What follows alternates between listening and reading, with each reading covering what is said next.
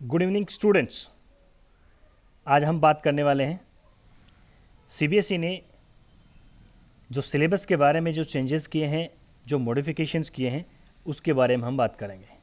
कई दिनों से बच्चों के फ़ोन कॉल्स आ रहे थे, मैसेज आ रहे थे, कमेंट्स भी आ रहे थे कि सर हम क्या पढ़ें क्या नहीं पढ़ें। देखिए, इसके बारे में मैं पहले ही बता देना चाहता हूँ कि लिटिल बिट चेंजेस मॉडिफिकेशंस किए हैं, तो आपको ज़्यादा डरने की घबराने की ज़रूरत नहीं है कि आपने क्या पढ़ लिया है क्या नहीं पढ़ा है। अभी टाइम काफ़ी पड़ा है, लेकिन जो माइंडसेट है वो अभी से हो जाना चाहिए कि हमें क्या क्या टॉपिक पढ़ने हैं, कैसे पढ़ने हैं। डिटेल के साथ हम इसके बारे में डिस्कस करेंगे। सबसे पहले हम बात करना चाहेंगे कि सिलेबस की यूनिट्स क्या क्या यूनिट्स को हटाया गया है, कौन कौन से चैप्टर्स के अंदर टॉपिक हटाए गए हैं या कई पूरा का पूरा चैप्टर्स हटा दिया गया है। तो इस वीडियो को आप ध्यान से देखें, ध्यान से समझने की कोशिश करें कि इसके अंदर क्या क्या चेंजेस किए गए हैं। चलिए बिना किसी देरी के स्टार्ट करते हैं। आप स्क्रीन के ऊपर देख सकते हैं कि course structure of class 10th लिखा है, जिसमें 5 यूनिट्स हैं। Chemical substances, nature and behaviour 26 marks का है। वर्ल्ड ऑफ लिविंग 23 मार्क्स का है। Third unit natural phenomena 12 marks का है। इफेक्ट ऑफ करंट 14 मार्क्स का है और नेचुरल रिसोर्सेज 5 मार्क्स का है। टोटल अपन देखें तो 80 मार्क्स का हो रहा है, जिसमें 20 आपके इंटरनल असेसमेंट में है। इंटरनल असेसमेंट 20 है, 80 का आपका एग्जाम का पेपर होगा, यानी फॉर्मेट वैसा का वैसा ही है। इसके अंदर कुछ टॉपिक्स कम कर दिए गए। टोटल आपका 100 के अंदर होगा, 100 के हिसाब से आपकी स्कोरिंग की जाएगी। ठीक है, चलिए आगे बढ़ते हैं। सबसे पहले अपन बात करते हैं थीम मटेरियल, जो अपना यूनिट फर्स्ट है, chemical substances, nature and behaviour. इसके अंदर क्या क्या है, तो आप बुक लेकर के बैठिएगा, पेन पेंसिल लेकर के बैठिएगा। यदि आपके पास बुक है तो उसमें जो टॉपिक इंक्लूड नहीं किए गए, जिनको एक्सक्लूड किए गए हैं, आप इसको हटा सकते हैं। ठीक है, तो अभी मैं ध्यान से पढ़ रहा हूँ, ध्यान से सुनना। फर्स्ट जो चैप्टर है उसमें कुछ भी चेंजेस नहीं किए गए हैं। ध्यान से सुनना जो मैं बोल रहा हूँ। फर्स्ट चैप्टर केमिकल रिएक्शंस वाला जो है, उसके अंदर कुछ भी चेंज नहीं किया गया है। जितना चैप्टर पहले था उतना ही चैप्टर आज है।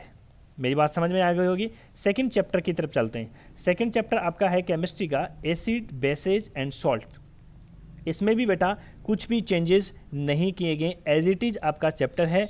जो भी पॉइंट्स हैं, टॉपिक्स हैं, वो इसके अंदर आप स्क्रीन के ऊपर देख सकते हैं। वही टॉपिक्स इसमें इंक्लूड किए गए हैं। यहाँ भी कोई भी चेंजेस आपको नहीं मिलेगा। ठीक है, थर्ड चैप्टर के ऊपर चलते हैं, मेटल्स एंड नॉन मेटल्स। देखिए, मेटल्स और नॉन मेटल्स वाला जो टॉपिक है, उसके अंदर जो लास्ट के कुछ टॉपिक्स हैं उसको हटा दिया गया है। अब क्या क्या हटा दिया गया है, पहले देखिए, इसमें लिखा है properties of metals and non metals, वो पहले भी था। रिएक्टिविटी सीरीज है, वो पहले भी थी। Formation and properties of ionic compound, वो पहले भी थी। लेकिन आयनिक कंपाउंड के बाद में जो बेसिक मेटलर्जिकल प्रोसेस था, मेटलर्जिकल प्रोसेस दिया हुआ है बुक में, बुक आप खोलेंगे तो पता लग जाएगा। कोरोजन्स है और इसके प्रिवेंशन, ये टॉपिक हटा दिया गया है। तो क्या हटा गया है, सुन लेना ध्यान से। Basic metallurgical process, corrosion and it's prevention, ये हटा दिया गया है। ठीक है, आपको क्या पढ़ना है, properties of metals and non metal, उसमें आपकी सब कुछ आ जाएगी, physical and chemical property. Reactivity series आपको पढ़नी है, आपको याद होगा काना का Mangilal, right. Formation and properties of ionic compounds, ये आपको पढ़ने हैं, बाकी कुछ भी नहीं पढ़ना है। ठीक है, उसके बाद चलते हैं chapter number 4, carbon and its compound. बड़ा ही इंपॉर्टेंट चैप्टर था, बहुत बड़ा चैप्टर था, लेकिन इसमें क्या हटाया गया है, क्या रखा गया है। देखिए, covalent bonding in carbon compounds, versatile nature of carbon, homologous series, इतना ही है। इसके आगे वाले सारे टॉपिक हटा दिए गए। यानी ये देखा जाए तो 90% पोर्शन इस चैप्टर का हटा दिया गया। सिर्फ क्या रखा है, कार्बन बॉन्डिंग रखा है, वर्सेटाइल नेचर जिसमें आपको टेट्रावेलेंसी और कैटेनेशन आप पढ़ेंगे, और होमोलॉगस सीरीज के बारे में आप पढ़ेंगे। बस इतना ही रखा गया, बाकी सब का सब पोर्शन 90% जो पोर्शन है इस चैप्टर का हटा दिया गया है। यानी अपन देखें तो इस चैप्टर में कुछ भी नहीं रखा है भाई, सिर्फ बेसिक इंट्रोडक्शन कार्बन कंपाउंड के बारे में रखा है, पूरा चैप्टर हटा दिया गया है। राइट, लास्ट अपन बात करते हैं पीरियोडिक क्लासिफिकेशन ऑफ एलिमेंट्स। जो एलिमेंट्स हैं उसका पीरियोडिक क्लासिफिकेशन, यानी पीरियोडिक जो टेबल्स हैं। पीरियोडिक टेबल में कुछ भी चेंज नहीं है, सब कुछ वैसा का वैसा ही है, कोई चेंज नहीं है। ठीक है, नेक्स्ट अपन बढ़ते हैं चैप्टर नंबर 6 की तरफ, लाइफ प्रोसेस। देखिए, लाइफ प्रोसेस बायोलॉजी का एक अपन कह सकते हैं बेसिस ऑफ सोल है, एक आत्मा है, और इसके अंदर कोई भी चेंज नहीं किया गया। यदि आत्मा ही अपन निकाल देंगे तो जीव खत्म हो जाएगा, ऐसा कुछ भी नहीं है। बेसिस ऑफ लिविंग ऑर्गेनिजम्स यानी वर्ल्ड ऑफ लिविंग है, लाइफ प्रोसेस, सारी life process as it is है, इसमें कोई भी चेंजेस आपको देखने को नहीं मिलेगा। उसके बाद अपन चलते हैं चैप्टर नेक्स्ट आता है रिप्रोडक्शन। देखिए रिप्रोडक्शन आ गया आपकी बुक के अंदर, लाइफ प्रोसेस के बाद में आपको कंट्रोल एंड कोऑर्डिनेशन देखने को मिलेगा। पूरा का पूरा चैप्टर ही हटा दिया गया है, कंट्रोल एंड कोऑर्डिनेशन आपको इसके अंदर देखने को कहीं नहीं मिलेगा। तो चैप्टर है जो कंट्रोल कोऑर्डिनेशन है एनिमल्स और प्लांट्स के अंदर, उस पूरे कोई आपको नहीं पढ़ना है, ठीक है। उसके बाद अपन बात करते हैं रिप्रोडक्शन की। रिप्रोडक्शन वाला जो चैप्टर है निकाल लीजिए, निकाल लिया रिप्रोडक्शन, ठीक है। रिप्रोडक्शन में कोई भी चेंजेस नहीं है, ऑलरेडी अपने चैनल के ऊपर भी अपने पढ़ा भी दिया है, पूरा रिप्रोडक्शन वाला पोर्शन आपने पढ़ भी लिया होगा। रिप्रोडक्शन चैप्टर में कोई भी चेंजेस नहीं किया गया है, एज इट इज़ है, ठीक है। नेक्स्ट अपन बात करते हैं हेरिडिटी के बारे में। हेरिडिटी और इवोल्यूशन चैप्टर का नाम है, जिसमें वर्ड आपको सिर्फ एक ही दिख रहा है, हेरिडिटी। इसका मीनिंग क्या हुआ कि सिर्फ और सिर्फ इसमें हेरिडिटी वाला पोर्शंस इंक्लूड किया गया है। इवोल्यूशंस का जो टॉपिक जहाँ से स्टार्ट होता है, जो बीटल्स वाला पोर्शन जहाँ से स्टार्ट होता है, वो पूरा का पूरा ही एक्सक्लूडेड कर दिया गया है, हटा दिया गया है। हेरिडिटी में आपको मेंडल्स कंट्रीब्यूशन पढ़ना है, लॉज ऑफ इनहेरिटेंस पढ़ना है, सेक्स डिटर्मिनेशन, ब्रीफ इंट्रोडक्शन जो है वही पढ़ना है आपको। उसके बाद जो इवोल्यूशन वाला पोर्शन था उसको कम्प्लीटली हटा दिया है। अपन ने वैसे इवोल्यूशंस चैनल पे करवा दिया है, यूट्यूब चैनल पे भी आपको मिल जाएगा लिंक, पूरा अपन ने करवा दिया है, लेकिन अपन को पढ़ना नहीं है, आपको सिर्फ हेरिडिटी वाला पोर्शंस पढ़ना है, ठीक है। उसके बाद अपन चलते हैं नेचुरल फिनोमेना के अंदर। नेचुरल फिनोमेना यानी फिजिक्स वाला पोर्शन से अपन बात करते हैं। फिजिक्स वाले पोर्शन में सबसे पहले रिफ्लेक्शन वाला है, तो उसमें रिफ्लेक्शन वाले में कोई भी चेंजेस नहीं किया हुआ है, एज इट इज है। रिफ्रैक्शन आता है, फिर laws of refraction, refractive index, ये भी ऐसा कैसा ही है। उसके बाद रिफ्रैक्शन ऑफ लाइट, ये भी ऐसा कैसा ही है, लेकिन इसमें थोड़ा सा चेंजेस देखना है इसको। मैं टॉपिक बोल रहा हूँ, refraction of light through a prism वो है, डिस्पर्सन ऑफ लाइट है, स्कैटरिंग ऑफ लाइट है, application in daily life, daily life में एप्लीकेशंस हैं वो भी आपके दिए हुए हैं, ठीक है।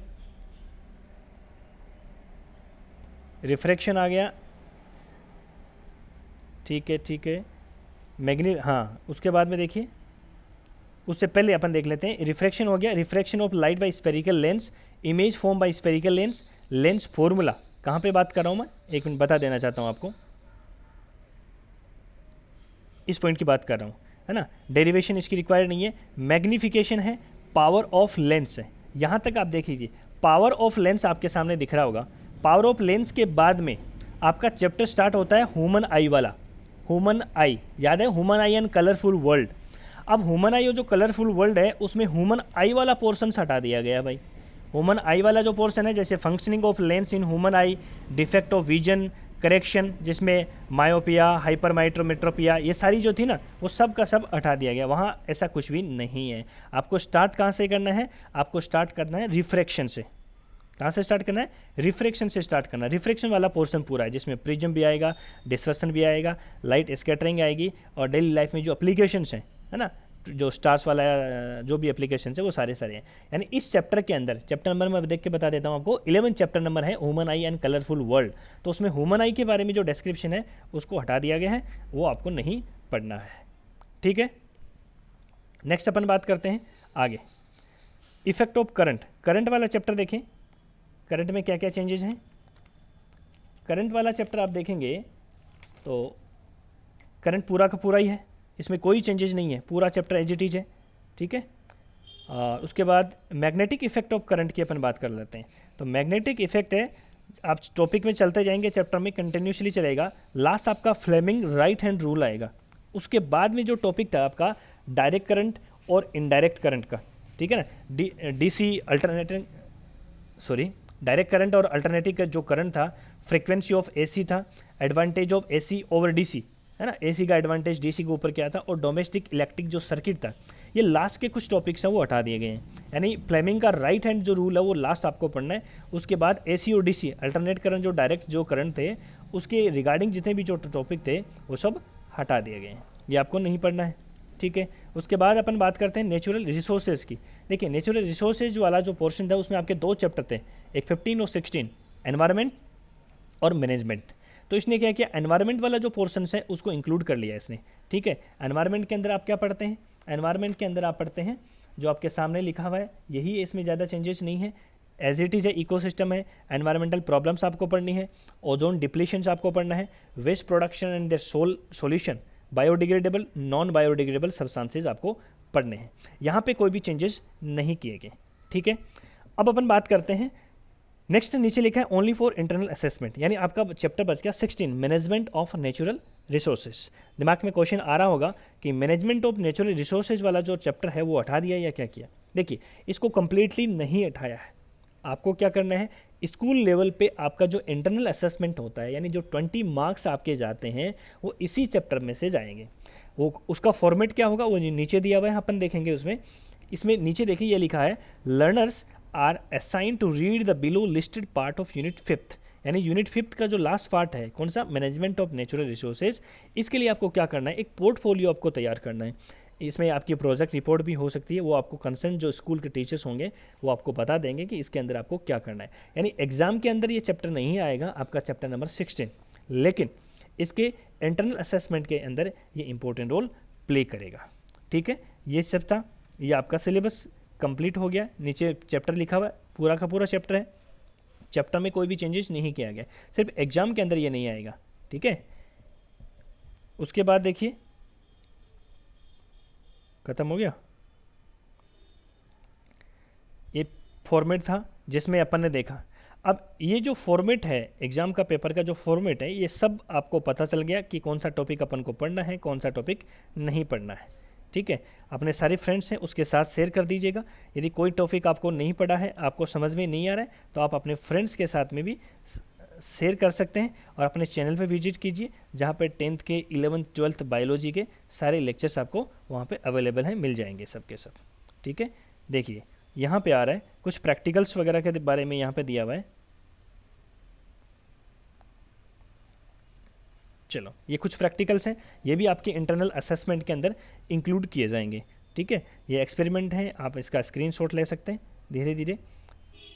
Studying the properties of acid and base के बारे में है, और फिर रिएक्शंस फर्स्ट चैप्टर में से हैं, ये साल्ट सॉल्यूशन के बारे में है।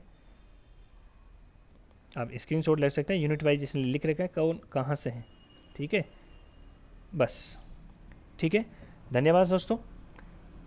आपको पूरे सिलेबस के बारे में पता लग गया होगा। इसका पूरा एक माइंडसेट बनाइए, दिमाग के अंदर पिक्चर्स क्लियर कीजिए हमको क्या पढ़ना है क्या नहीं पढ़ना है, और इस वीडियो को ज़्यादा से ज़्यादा शेयर कीजिए ताकि सारे जो बच्चे हैं जो 10th क्लास के अंदर हैं उसको पता लग जाए कि हमें क्या पढ़ना है क्या नहीं पढ़ना है। थैंक यू, जय हिंद, जय भारत।